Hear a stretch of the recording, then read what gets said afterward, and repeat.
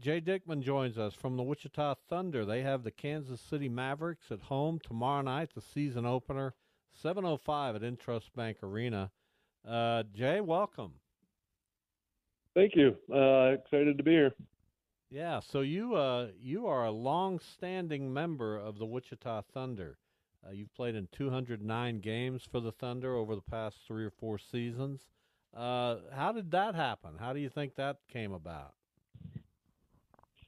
Well, I started my career in Indy, and just they had a lot of depth, and Rammer made a trade for me, and he gave me an opportunity that haven't had in my career, and I took my opportunity and ran with it, and I'm a big guy on giving back, and Rammer gave me my opportunity, so I'm going to give him as much as I can, and as long as I can play too. So what do you like about Wichita as far as the fit? Obviously, with Rammer, as you call him, Bruce Ramsey, your head coach, giving you an opportunity. I'm sure that makes you feel comfortable. But what just about the fit keeps you here in Wichita? It's close to home too. I'm from Minnesota, so it's only about 7.5 hours from my home. So a family can come visit. I love the town. I love the city. It's a smaller town compared to where I'm from, but I love just being in the community, getting to know everybody. Playing for Wichita has been great. You get to know the fans. You get to interact with them. Doing just little things, going to schools, going to hospitals and stuff like that.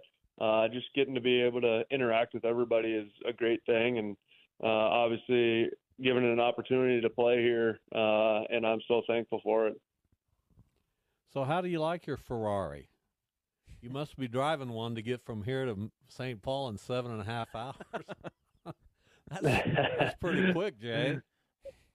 Yeah, it's just you guys have different. You guys on the 35, it's 75 mile an hour, so just kind of go a little bit faster. And for me, it's nice. I take 35 the whole way all the way to home, so I don't have to get off on any roads or anything. So it's not too bad. Jay Dicman, our guest from the Wichita Thunder. Again, they open the season tomorrow at home against the Kansas City Mavericks. Then they go to Kansas City to play the Mavericks on Saturday night. So how many 6'6" guys play hockey?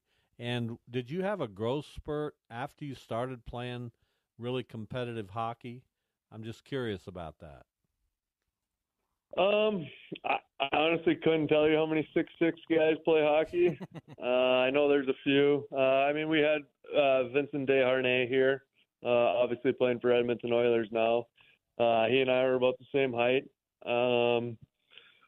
But growing up, I hit a growth spurt about, I think, going into my 9th, 10th grade year of high school, and I went from about 5'10", 5'11" to 6'6" in the summer, and Wow. a lot of growing pains, and unfortunately ended up breaking my back going into the hockey season. So I missed the whole entire hockey season being in a body cast. Is being 6'6" on the ice, is that inherently a strength? Is there something you have to compensate for to kind of use that height to your advantage, or is it just already an advantage because maybe you get to play a little bit more physically? It's definitely an advantage. There's also disadvantages. I'm not as fast as the littler guys or the smaller guys. But I growing up, I worked with a guy named David Backus, and he would sit after practice with me in the summers and just tell me, like, the big guys aren't ever going to be the fastest, but we can definitely be the smartest. And I thrive on using my hockey sense and my brain to put me in positions to be able to keep up with the fast guys, and especially now the game's gotten a lot faster, not as physical, and I'm totally fine with that. I'm not a big physical guy. If I have to, I will, but I I like creating space for my line mates, and that's a big thing for being a big guy. Getting down in the corners, bringing in two guys instead of just one guy, and that just creates more space for everybody else on the ice. Talking with Wichita Thunder forward Jay Dicman, he's scored 66 goals as a member of the Thunder with 102 assists. The Thunder begins its 2023-24 season tomorrow against Kansas City. So you're also doing some coaching with this squad, right? Yep. How's that working out? And is that something that you want to pursue more in your future? Definitely, I do want to pursue it in my future.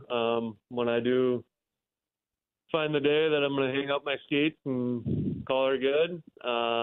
But so far it's been good. Just over the summers helping Rammer look at players. He sends me things. I give him ideas, little pointers, and just help him around the rink. Make sure.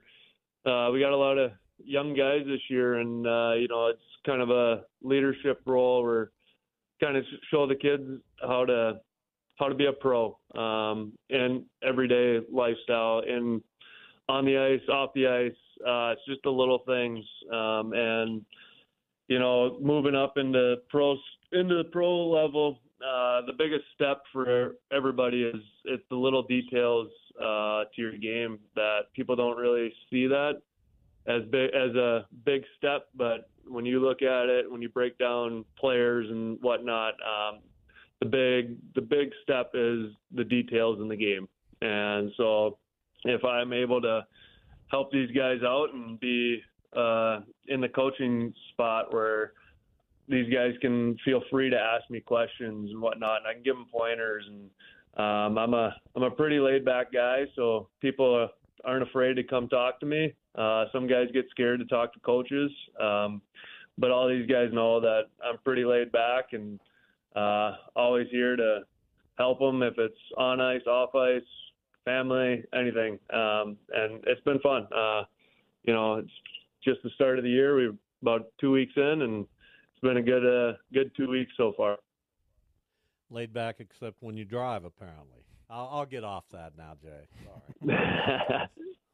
Sorry. So Jay, what was your off season like this off season? You talked a little bit about the preparing for coaching and helping Bruce look at players and things like that. But also, you turned 30. I'm sure you still feel pretty good physically. But as you get into your 30s, do you work out in the off season, prepare harder because maybe it takes a little bit longer, or do you ease off just so you'll preserve your body as long as you possibly can?